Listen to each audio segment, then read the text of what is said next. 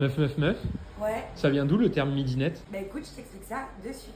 Le mot apparaît en 1900 et les midinettes sont de jeunes ouvrières de grandes maisons de couture, que ce soit Worth, Paquin ou ensuite Chanel. Ces grandes maisons de couture parisiennes font vivre la mode française. Si tu aimes l'histoire, n'hésite pas à t'abonner car je sors une vidéo par jour. Et l'expression vient du fait qu'à midi pile, elles sortent déjeuner sur les grands boulevards. Leur repas typique, un petit pain, plus un fruit, d'où le terme midi, plus dinette, donc midinette. Et puis rapidement, le mot devient un stéréotype. La jolie jeune fille, jeune, naïve, romantique, un peu tête en l'air. Une image qui amuse la presse et les chansonniers, mais invisibilise leur savoir-faire.